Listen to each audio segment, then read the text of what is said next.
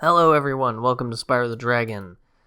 I really need to think of a, should I have a sign on and a sign off? Because I pretty much just say hello everyone and see you next time for whatever. I don't know, I feel like if I want to be a true YouTuber, then I should come up with like a cool thing that I say at the beginning of every video, but I don't know, who cares? Anyway, this is the Ice Cavern level, which is pretty big and pretty cool, and it has music in it that reminds me of music from the Madagascar video game.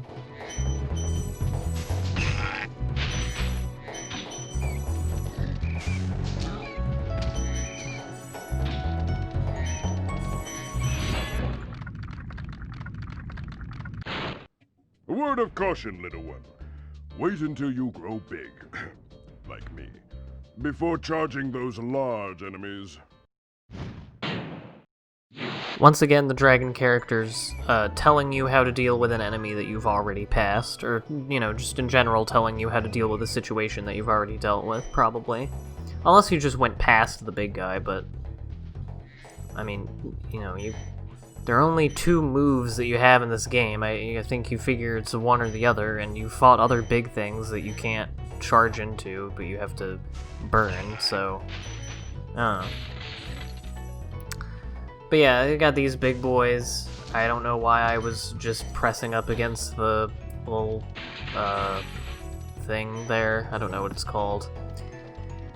But, yeah. So, I only get 2 levels done in this one. Once again, I've left my wandering in this level pretty much unedited, except for a little while later. Not in this level, but in the next one I do cut something out, or speed something up, rather. Just because, like I said, I'm not really too worried about, the spacing out of videos with this game. I mean, it would be nice to do, I still have that impulse left over from the GTA LP to, cram as much shit into every video as possible. But I don't want them to be super long, as I said, and I like that gem stuck in midair because I stepped on the save button before. And I do not know how to get these gems at the top of these thingies.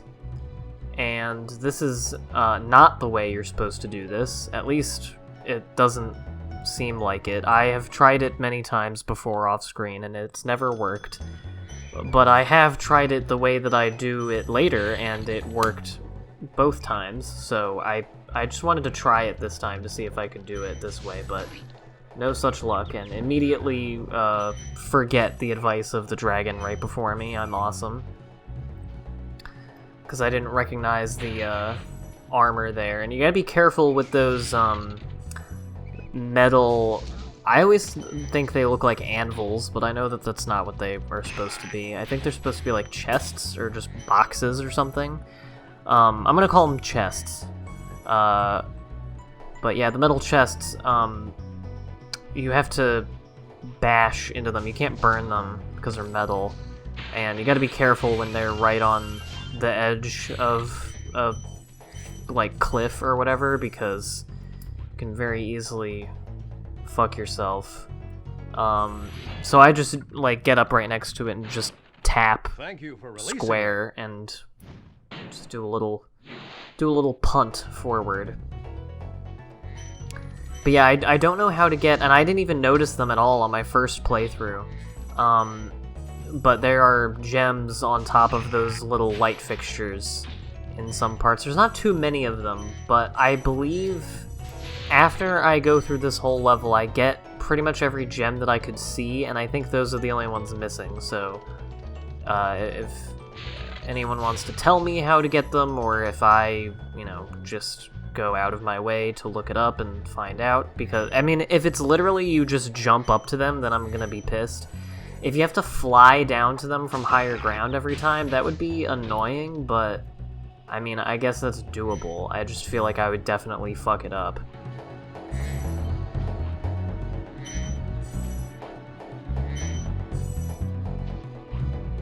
Because, yeah, you can, this game came out, I think, before the DualShock controller did, or at the very least it like has support for D-pad only controllers, and so the like directional movement of Spyro is a little bit limited compared to a lot of other 3D platformers that came out after controllers with just, well, not just, but where the movement is on the control stick became the norm.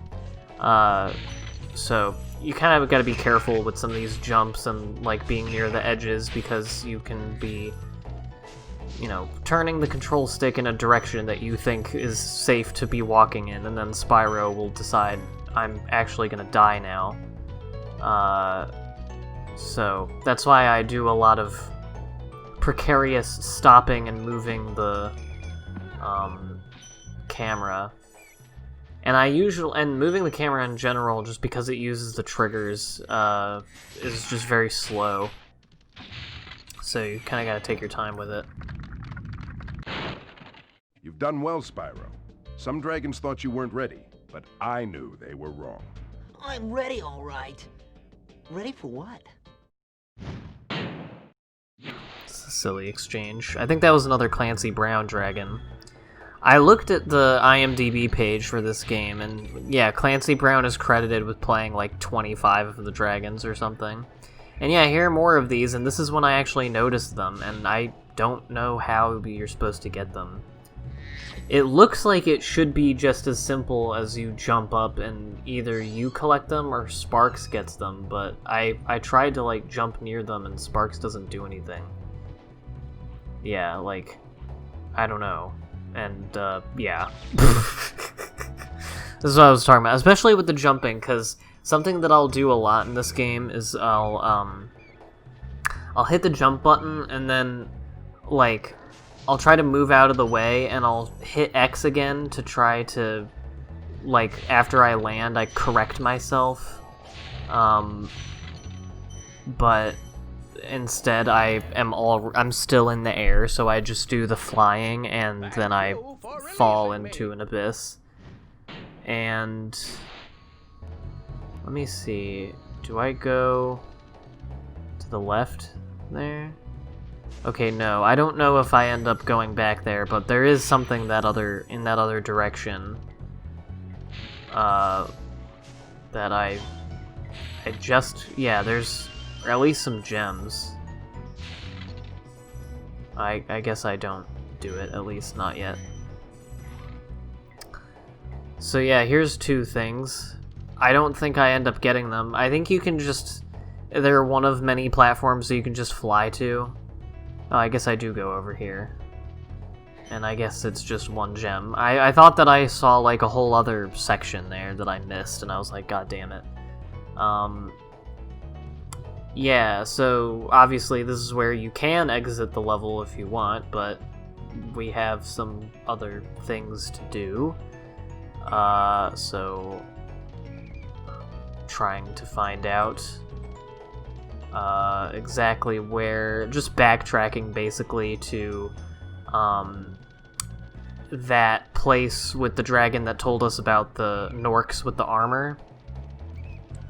Because that place had a split path, if you didn't notice. It's right up there where you can get a little tasty treat. And it is the tasty treat of the locked chest. It kind of sucks that I already started calling something else chests, because these are like much more explicitly chests. But yeah, but this is how you're supposed to get over to the key if you're not dumb.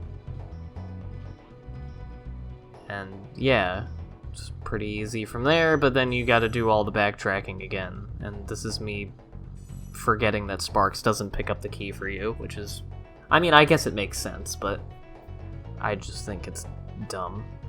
But yeah, now you just do that all again and go back to the beginning to get your goodies.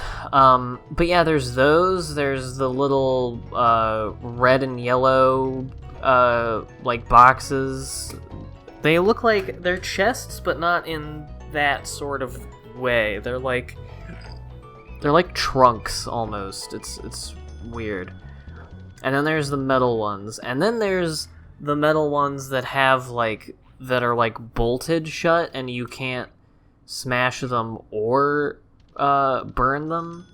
And I believe you can break them with a supercharge, but to do a supercharge, there need to be the supercharge arrows on the ground, and they're only in specific places. So I don't know, they're not in every level. So I don't know if it's something you get toward. It has to be at the very end of the game, because I've played all but 2 levels of this game so far, I think. I've at least gotten to the last world, and I still haven't really been clued in on a way to open them, but maybe I'm just not being observant. So if anyone wants to give me a hint on that, that would be much appreciated, because I would like to get them. I mean, if it suddenly becomes feasible for me to get all the gems and shit, then maybe I'll do it. I'm not against it. I just, I didn't want to say at the beginning that I was gonna do that and hold myself to it, because I don't know how to do everything.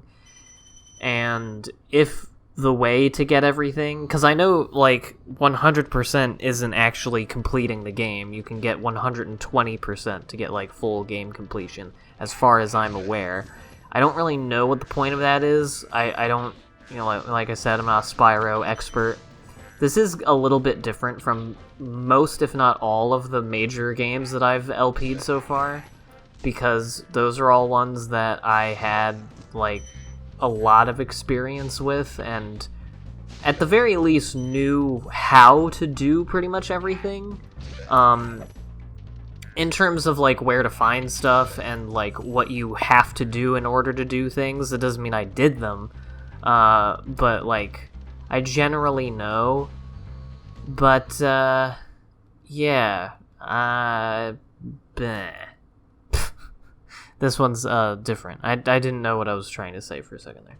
But yeah, this one is a little bit different, because I've only played through it once, and I haven't even completely beat it before, so I'm learning on the job with this one. Anyway, this is Cliff Town. There are cliffs and sand and stuff, and yeah, is the world in this game supposed to be in the sky? Because, I mean, it would make sense because they're dragons, and I know that Spyro later, spun off into the Skylanders shit, and it has the word sky in it, so, I don't know. But I never played any Skylander stuff. I know that they did, the amiibo thing before the amiibo thing, and that just seemed very...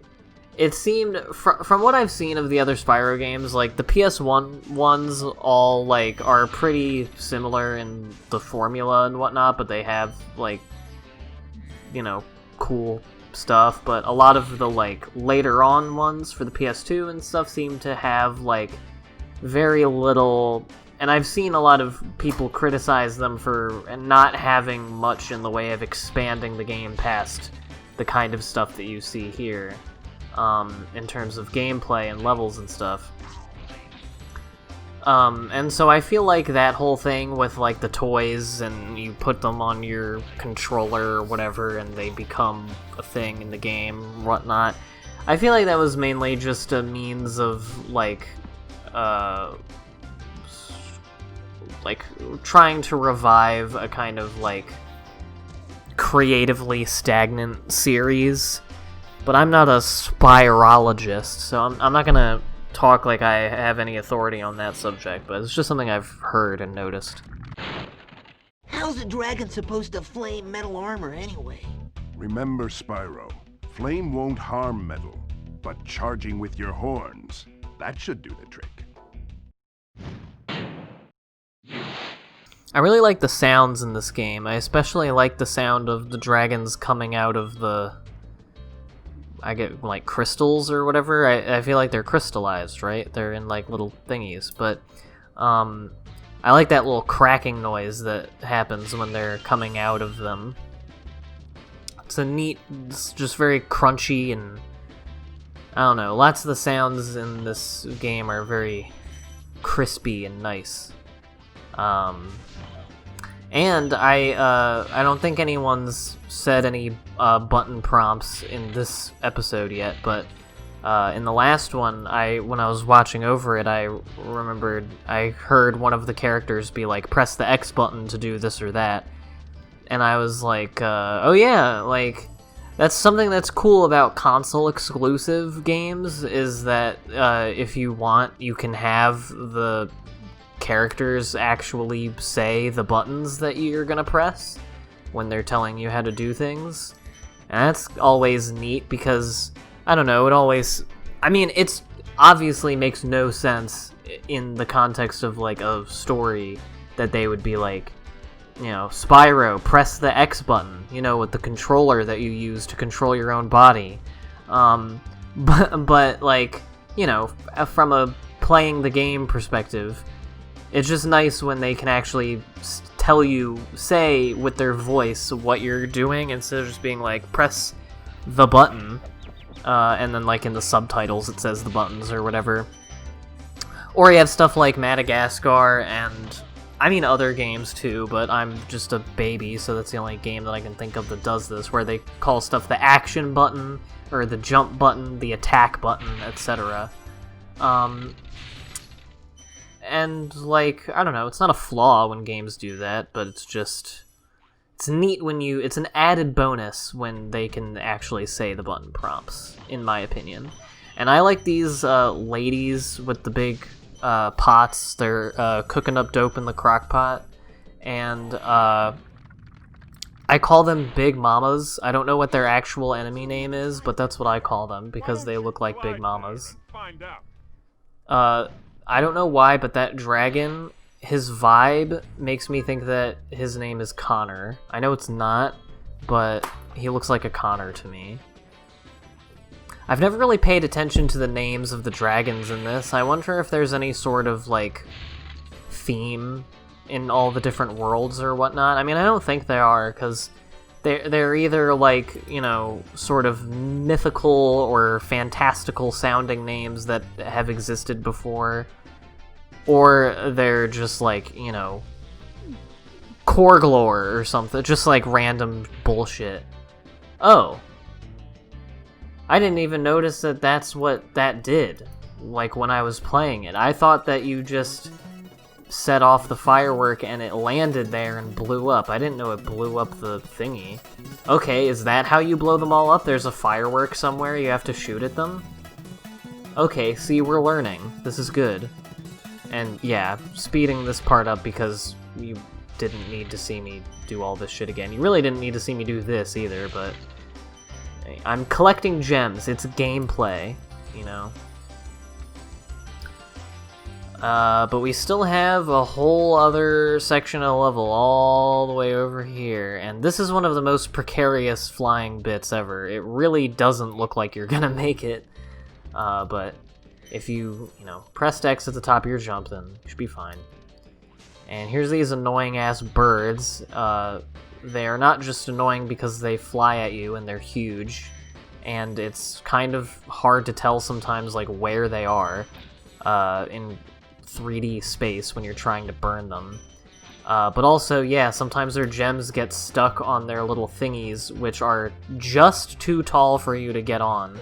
And I don't think Sparks will reach for gems that you have to jump for. I think that's why it doesn't work on those lampposts. I think he'll only get them on the ground, so jumping up doesn't do anything. So you either have to wait for the gem to fall off, or you just have to hope that Spyro's face rubs on it so you can collect it. And here there's more of these force field things, which look really weird. They look like something that would be in Dune, or like Starship Troopers or something. It's just a really weird, like, sci-fi thing. And just, like, obviously a reason to impose some sort of arbitrary limit on the game boundaries. It's certainly more elegant than the Battle for Bikini Bottom remake. I'm not going to talk about it too much because I do plan to LP that game, so I guess I'll have plenty of time to talk about that, but yeah, if you missed my streams of it, that was something that I was kind of bummed about, is that, I mean, they didn't make the out-of-bounds regions all that different in terms of where they are than the original game, but just the difference in the design of the worlds. Like, there are several platforms that are very much within your reach and look as much like any other regular platform that's part of the regular game world as any other, but are inexplicably out of bounds. And it's weird because SpongeBob doesn't even do the weird, like, clawing for his life animation that he usually does when you're out of bounds. Not at first. Like, he'll just be standing there and suddenly the big hand will come and be like, no, bitch, you actually can't stand on that platform that is right next to a place where you can just do whatever you want, and there's no sort of visual thing delineating that that divide. It's very strange.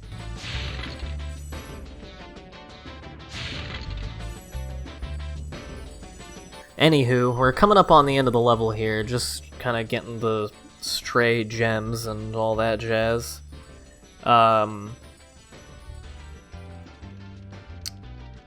yeah, this game is certainly fun, and it's something that I wish that I had played as a kid. The more that I play it, it definitely is right up my alley, and I would have liked it, and I probably would be better at it if I had played it as a child. I don't know what I'm attempting to do here. Yeah. Also, all of these cliffs, seeing that this is a cliff town, I forgot to mention it earlier when Spyro, when you come up to the edge of a cliff, he does this little look-over thing, and it reminds me of this sensation I get. Does anyone else ever get, like, a tingly feeling in their feet when your playable character in a video game is, like, on the edge of a platform or cliff? Or, like, on a precarious, platform where it's easy to fall? Like, I get it when I'm playing the floating block challenges in the SpongeBob movie game all the time. Where, like, I just get this tingly sensation in my feet. I don't get it when, like, watching movies where they're on a precarious platform or, like, a tall height or anything. But I get it when I play games, and I just want to know if other people do it. And I get it a lot when I play this game because there's a lot of flying and landing on precarious things and jumping back and forth and shit on little platforms, and easy to slip, easy to misjudge, and all that. Anyway, next time we will be going into the next boss, which is Dr. Shemp. So see you then for that.